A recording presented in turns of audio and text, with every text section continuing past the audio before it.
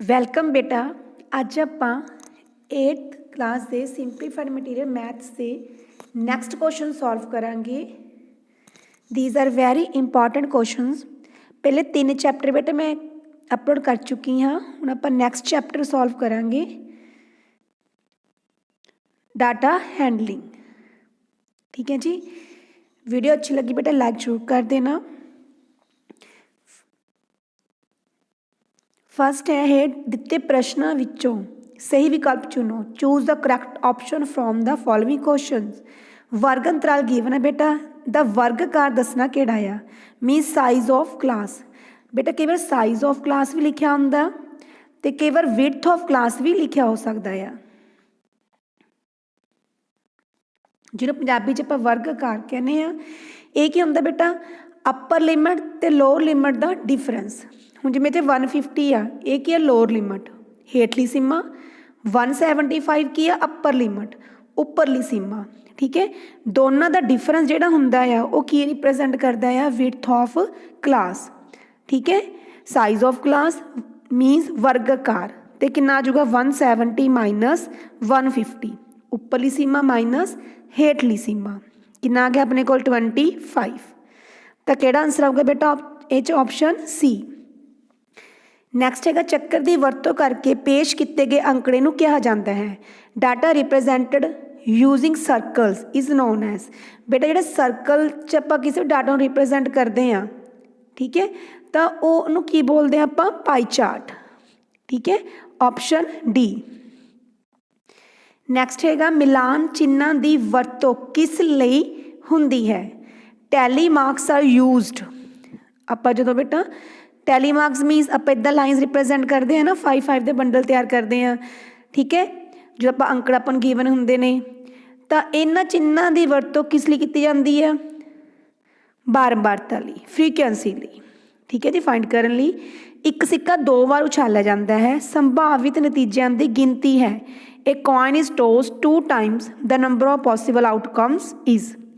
जो कॉइन आप 2 बार टॉस करते हैं बेटा, या तो दोनों बार हैड आऊगा, या हैड टेल आएगा, या टेल हैड आएगा, या दोनों बार टेल आएगा। टेल नूं आपां पट कहने पंजाबी दे विच, हैड नूं आपां चित्त कहने आ। ठीक है, तो नंबर ऑफ पॉसिबल आउटकम्स कितने देखो 1 2 3 4, ऑप्शन डी। पाई चार्ट विच चक्कर के केंद्री कोण का कुल जोड़ हुंदा है। इन्हें pie chart total angle at the centre of the circle. Total कितना हुंदा बेटा सारे कोणों जोड़ कितना हुंदा अपने कोल 360। ठीक है जी। नैक्सट है बेटा अपने कोल फिल इन दी ब्लैंक्स ने जी। ये सिक्का उछालन ते चित्त प्राप्त होने की संभावना डैश हुंदी है। The probability of getting a head on tossing a coin is. जो बेटा आप एक बार सिक्के नूं उछालते हैं या तो हैड आऊगा या टेल। टोटल आउटकम्स कितनी हो गई अपने को 2। ठीक है, हैड कितनी बार आया 1 टाइम, टोटल कितने ने 2।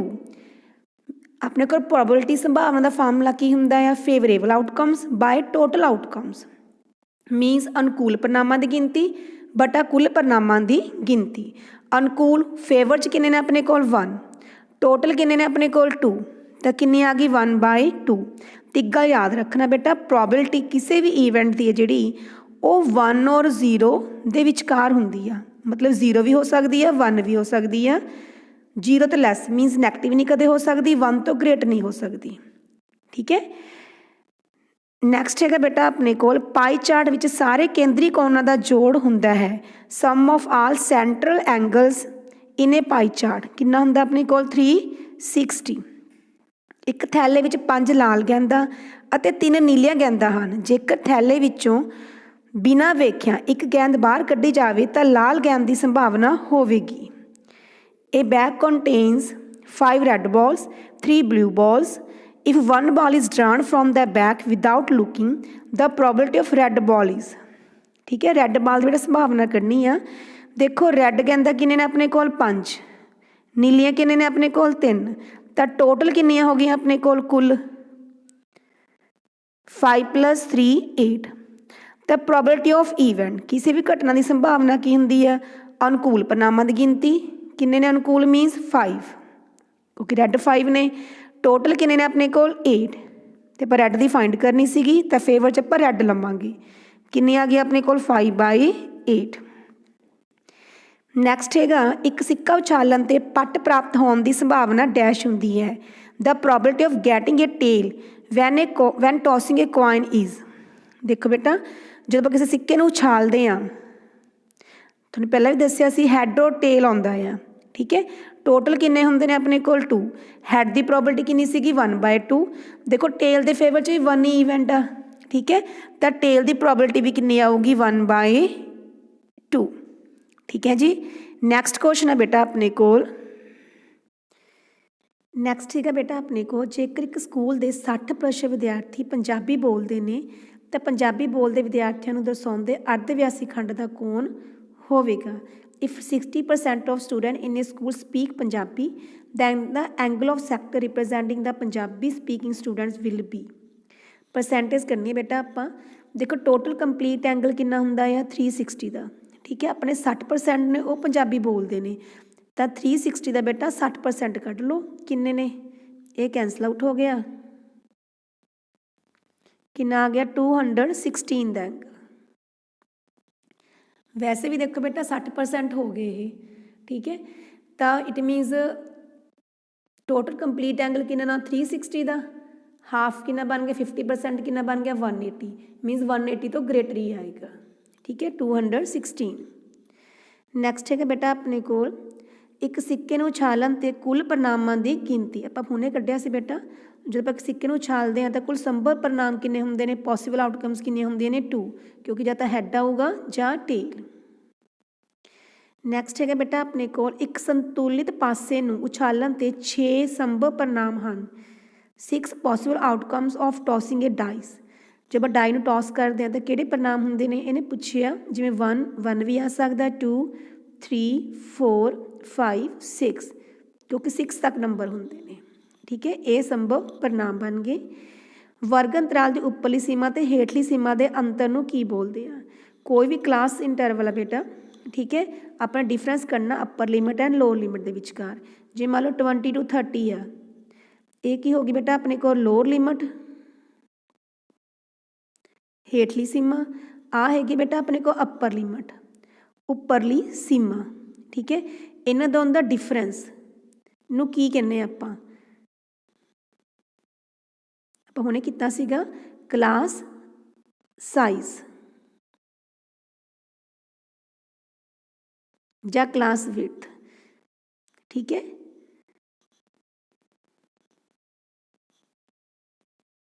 ਠੀਕ ਹੈ, ਕਲਾਸ ਸਾਈਜ਼ ਵੀ ਕਹਿ ਸਕਦੇ ਹਾਂ ਜਾਂ ਕਲਾਸ ਵਿਡਥ।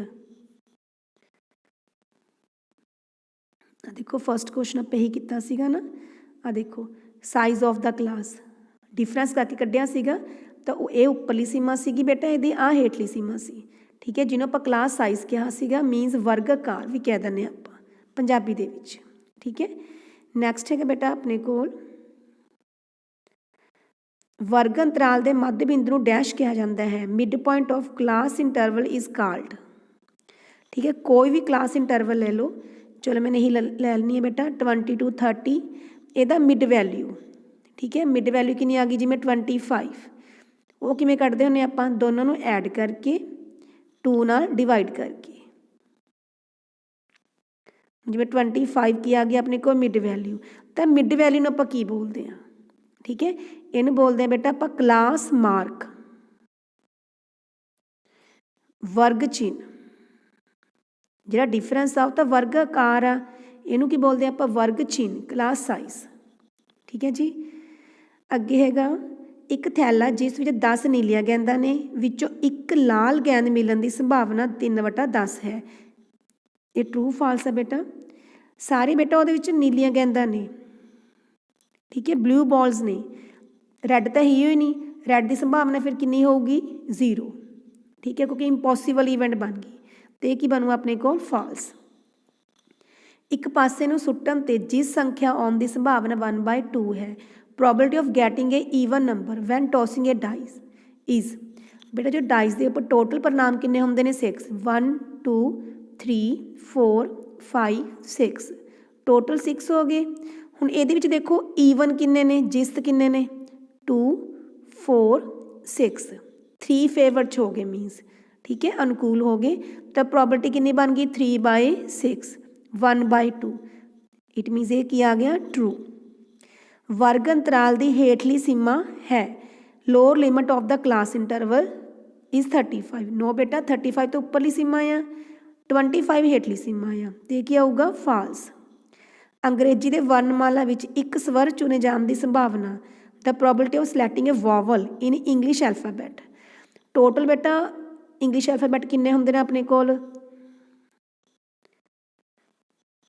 26, ठीक है। ये कह रहे हैं तो स्वर किन्ने हुंदे ने 5, ए ई आई ओ यू। ये कहता 5/25, नो ये किन्नी होनी सी बेटा 5/26, मीनस क्या आऊगा फाल्स। वर्ग अंतराल का वर्ग चिन्ह है class mark of the class interval.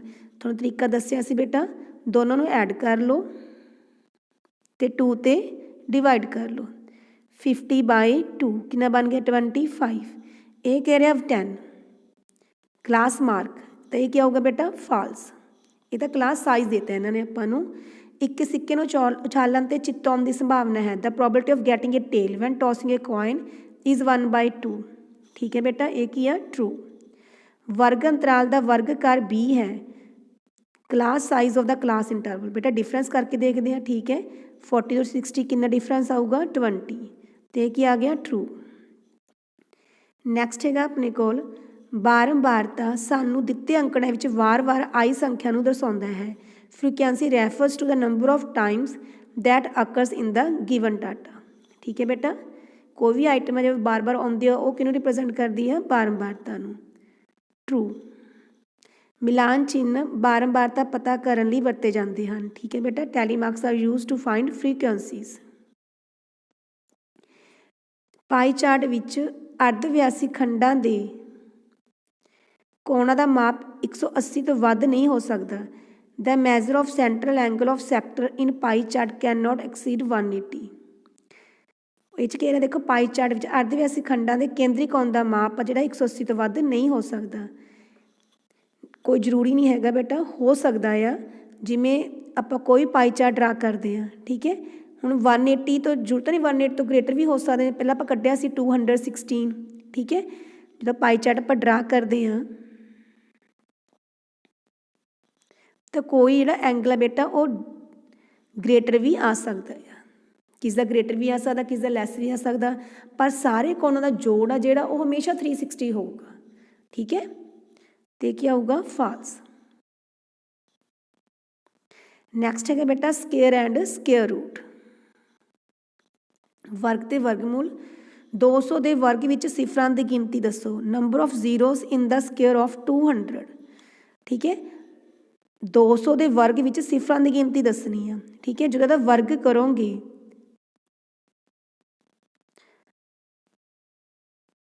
ठीक है, तो वर्ग विच सिफरां की गिनती कितनी आऊ बेटा अपने कोल 4 जीरोस, दिस वन।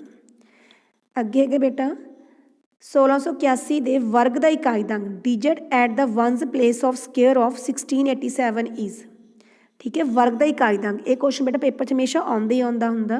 पहले तुसीं इहदे वर्ग का इकाई अंक देख लो कितना अपने को 7, ठीक है। तो बेटा 7 का स्केयर फाइंड करो, पहला 7 × 7 कितना बन गया 49, तो यदा वर्ग का इकाई अंक कट लो कितना आ गया अपने को 9, तो किहड़ी ऑप्शन आऊगी बेटा 4th, ठीक है जी। नैक्सट है 49 टांग संख्यावां के जोड़ के रूप में हेठ लिखे अनुसार किहड़ा आ which of the following represent 49 as sum of odd numbers. जे 49 है बेटा 49 किहदा स्केयर आ 7 का, अपने को फार्मूला हुंदा 1 + 2 + 3 सॉरी बेटा 1 + 3 ऑड नंबरस का 5 + 7, ठीक है। जनरल कितना हुंदा अपने को n स्केयर, जे ये n टर्म्स होणगियां, ठीक है, जे ये n टर्मां ने, ठीक है, n टर्मां का। उस बाद देखो हुण ये किन्ने ने अपने को 7 का स्केयर आ, ते कितना जाऊगा बेटा 7 टर्म्स होने चाहिए ने,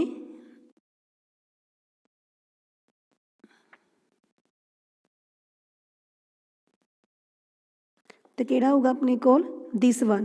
देखो 1 3 5 7 9 11 13 कितने टर्म हो गए 1 2 3 4 5 6 7। ठीक है, तो किहड़ी ऑप्शन आऊगी बेटा फोर्थ। उस तो बाद देखो 348 के वर्ग विच इकाई का अंक की होवेगा। What is the digit at ones place of the square of 348। ये भी सेम उपर नाल दा बेटा ये लास्ट डिजिट देखो किन्नी अपने कोल 8 आ ना, तो 8 का वर्ग करके देख लो 8 इंटू 8 कितना बन गया 64। तो यदा यूनिट प्लेस डिजिट कितना आ गया 4, तो ये आऊगा। हुण अगे देखो किन्ने नंबर्स ने बेटा है, ये भी उहदे नाल दी क्वेश्चन आ थर्ड नाल दा 1 ऑड नंबर्स ने सारे 1 2 लगातार ने नाले 3 4 5 6 7 8, तो ये बनूगा 8 का स्केयर मीनस 64। नैक्सट है बेटा 11 का स्केयर तो 12 का स्केयर विचकार कितनी प्राकृतिक संख्यावां हैं। How many natural numbers are there between 11 का स्केयर तो 12 का स्केयर। दो तरीके ने सॉल्व करने दे बेटा, एक तरीका तो ये आ स्केयर कढ़ लो 11 का स्केयर 11 इंटू 11 121, 12 का स्केयर 12 इंटू 12 144। ठीक है, फिर आप दोनों डिफरेंस कढ़ लो 23। जिहड़ा डिफरेंस निकलिया उहदे विचों तुसीं एक माइनस कर दो कितना आ गया 22, तो किन्ने नंबर्स होणगे अपने कोल 22। दूसरा तरीका की है क्योंकि लगातार नंबर्स ने 11 एंड 12, जो लगातार नंबर्स होंगे ने तो फस्ट जो नंबर है बेटा उन्होंने 2 नाल मल्टीप्लाई कर दो क्योंकि इसका फार्मूला होंगे 2 इंटू n। ठीक है, तो कितना बन गया 22। ठीक है, तुसीं दोनों तरीक़े नाल सॉल्व कर सकते हो। नैक्सट हैगा 23 के स्केयर नूं दो लगातार संख्यावां दे जोड़ के रूप में लिखण का सही तरीका है। The correct way of writing 23 as a sum of consecutive numbers.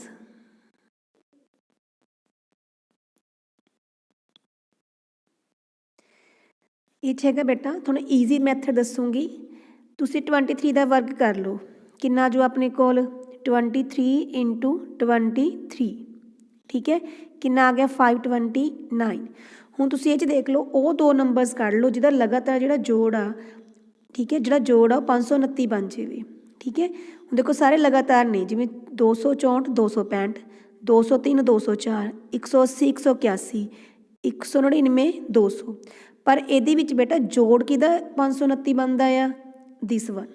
264 plus 265 का जिहड़ा जोड़ आ वो कितना बनता अपने कोल 529। ठीक है, ये ईजी तरीका सॉल्व करन दा क्योंकि MCQ ने बेटा ये तो ऑप्शन 1 आऊगी। बिना गणना किते दा अंतर होवेगा without actual calculation find the difference. ठीक है, तुमने पहला भी दस्या सी बेटा मैंने ਇਹਦਾ सौखा तरीका ਜਿਹੜਾ ਦੱਸਿਆ ਸੀ 2 तरीके समझाए ਸੀ ना वर्गों के विचकार अंतर कढ़न का। ठीक है, तो ਜਿਹੜਾ लगातार नंबर्स ने ही तो ਜਿਹੜਾ छोटा नंबर आ ਉਹਨੂੰ ਤੁਸੀਂ 2 ਨਾਲ मल्टीप्लाई करना है। ठीक है, 2 इंटू 20 में 2n कितना बन गया अपने कोल 40। ਤੁਸੀਂ दूजे तरीके ਨਾਲ चैक भी कर सकते हो जिमें 21 का स्केयर कितना बन जाऊगा 441, 20 का स्केयर कितना बन गया 400, डिफरेंस कितना आ गया 41, ये 1 माइनस करोगे कितना आ गया 40। ठीक है, दोनों तरीके से वेरीफाई कर भी सकते हो, पर इन्हें बिना कैलकुलेशन किया तो MCQ आ। ठीक है, तो सीधा फार्मूला आ गया बेटा अपने को 2n नाल तुसी कर सकते हो, पर नंबर छोटा लेना है। ठीक है, नैक्सट हैगा 21 स्केयर नूं हेठ लिखिया 3 संख्यावां दे वर्गां दे रूप में लिखण का सही तरीका।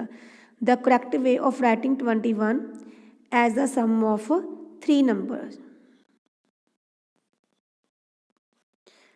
ठीक है, हुण इह सौखा तरीका देखो बेटा किहड़ा है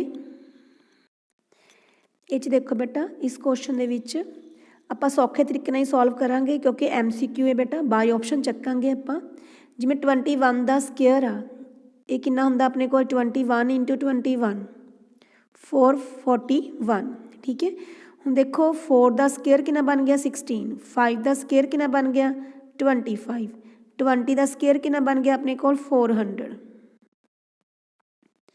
कितना आ गया अपने कोल 441। ठीक है, बाकी नूं सॉल्व करोगे वो 441 नहीं बनना। ठीक है। तो बेटा अपना आंसर कितना आ जाऊगा फर्स्ट ऑप्शन।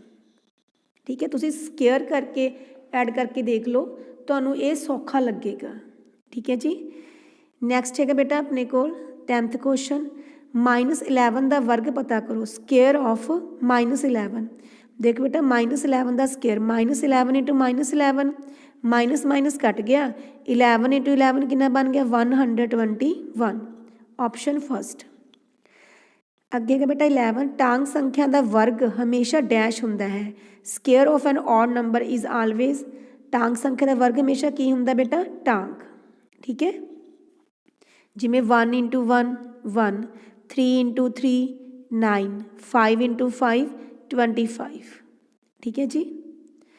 नैक्सट है बेटा अपने को एक उचित भिन्न का वर्ग, square of proper fraction is, दसना बेटा वो जिहड़ा वर्ग आ वो अपने आप भिन्न नालों छोटा हुंदा, वड्डा हुंदा जां बराबर हुंदा। जिवें फॉर एग्जाम्पल आपां 2/3 ले लैंदे आ। ठीक है, हुण जे आपां स्केयर करिए तो कितना बनूगा 2/3 का स्केयर 4/9। हुण देखो दोनों विचों ग्रेटर किहड़ी आ, तुम्हें बॉक्स पा लैनी है, बना लैनी बेटा, ये बन जाऊगा 2 इंटू 9, आप देखते कि ग्रेटर है 4 इंटू 3, 2 इंटू 9 18, 4 इंटू 3 12, 12 छोटा हो गया, मीनस जिहड़ा वर्ग हुंदा आ वो हमेशा अपने नंबर नालों की हुंदा आ छोटा। ठीक है, भिन्न तो छोटा। ठीक है जी। नैक्सट हैगा ट्रू फॉल्स ने, 431 का वर्ग टांग संख्या है, स्केयर ऑफ 431 इज़ ऑड। ठीक है बेटा, क्योंकि ये ऑड नंबर आ तो स्केयर भी की होएगा ऑड, ट्रू। नैक्सट है बेटा अपने को टांग संख्या का वर्ग हमेशा टांग संख्या होंदा है, ये ट्रू है बेटा, आप कर चुके। ठीक है, square of odd number is always odd. अगे 4012 के वर्ग का इकाई का अंक जिस्त होगा, that digit at ones place of square of 4012 will be an even number. True है बेटा, क्योंकि ईवन नंबर आ, यदा स्केयर भी की होगा कि ईवन नंबर होगा, तो जो भी डिजिट हो बेटा वनस डिजिट होगी वह भी की होगी ईवन। एक ऋणात्मक संख्या का वर्ग ऋणात्मक होंदा है, square of negative integer is always a negative, ये फाल्स है बेटा, क्योंकि आप 11 का वर्ग कढ़िया सीगा, -11 का कितना आया सीगा अपने को 121, वो की सीगे प्लस थे, तो क्या होगा फाल्स। स्थायिक पूर्ण वर्ग संख्या है, आप चैक कर लें 27 इज़ ए परफेक्ट स्केयर, तो की बनावांगे 27 के प्राइम फैक्टर, ये तो जोड़ा बन गया 1 3 बाकी बच गया, मीनस ये पूर्ण वर्ग नहीं हैगा। ठीक है, तो ये क्या होगा बेटा फाल्स। नैक्सट क्वेश्चन बेटा आप नैक्सट वीडियो च करांगे। थैंक्स बेटा फॉर वाचिंग दिस वीडियो।